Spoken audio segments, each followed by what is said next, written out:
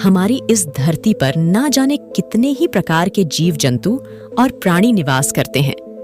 कई जीव इस धरती पर उत्पन्न होते हैं और जीवित रहने के लिए आवश्यक प्राकृतिक संपदा और अनुकूलन ना मिलने पर नष्ट हो जाते हैं।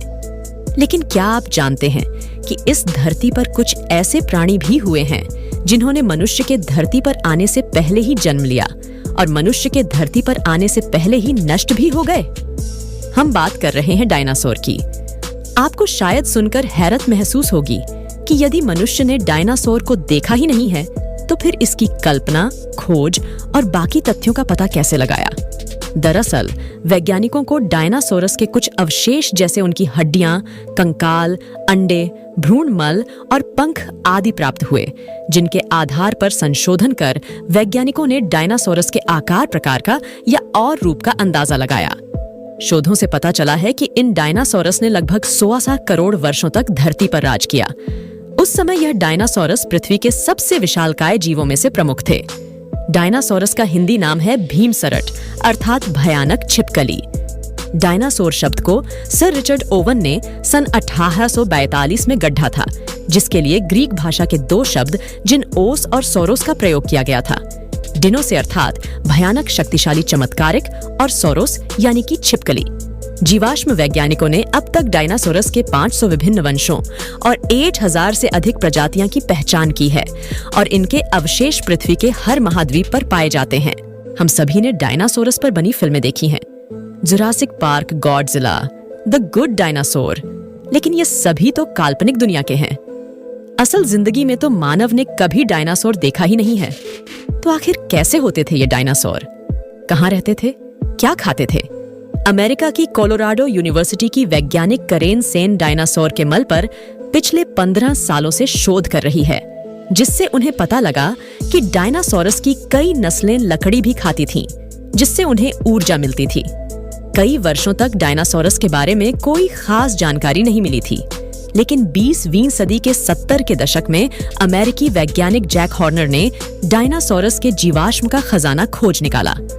अमेरिकी राज्य मोंटाना में डायनासोर के अंडे, भ्रूण और बच्चों के कंकाल मिले, जिसके बाद वैज्ञानिकों ने इस जगह को एड माउंटेन नाम दिया। पिछले 30 सालों में जीवाश्म जीव विज्ञान या पहेलियों बायोलॉजी की खोजबीन से डायनासोरस के बारे में कई नई जानकारियां सामने आई हैं।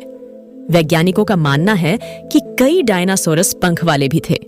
हालांकि पंख होने के बावजूद भारी शरीर होने से वे उड़ नहीं पाते थे। तो आखिर फिर यह पंख उनके किस काम के थे? अमेरिकी वैज्ञानिक मेट कराना कहते हैं कि पंखों की मदद से वे शायद एक दूसरे को संदेश देते होंगे या फिर इनका उपयोग वे मादा साथी को लुभाने के लिए करते होंगे।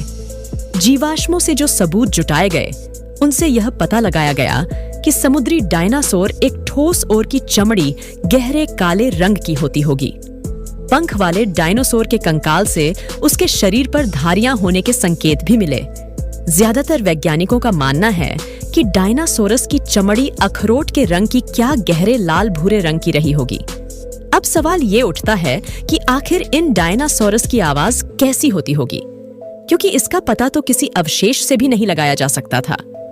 डायनासोरस की आवाज का पता लगाने के लिए वैज्ञानिकों ने लैब में कंप्यूटर की मदद से डायनासोर के सिर का मॉडल बनाकर वर्चुअल यानी कि आभासी तरीके से उसमें से हवा को गुजारा और कई जानवरों की आवाजों को कुछ दूसरे गुर्राने वाले जानवरों की आवाज से मिलकर नई आवाज बनाई गई, जिससे ये अंदाजा लगाया जा सका कि डायनासोर की आवाज चिंघाड़ने या दहाड़ने जैसी रही होगी। डायनासोर सूखे या दलदल वाले इलाकों में रहते थे। अब तक जुटाई गई जानकारी के मुताबिक डायनासोर एकदम अनूठे, शानदार और दिलचस्प किस्म के जानवर थे, जो धरती पर इंसान के पैदा होने के लाखों बरस पहले रहते थे। हालांकि अपने विनाश के साथ ही वो बहुत से राज भी अपने साथ ले गए। आपको हमारा आज का वीडियो कैसा लगा कमेंट करके जरूर बताएं और हाँ, लाइक और शेयर करना ना भूलें। फिर मिलेंगे एक नए और दिलचस्प टॉपिक के साथ।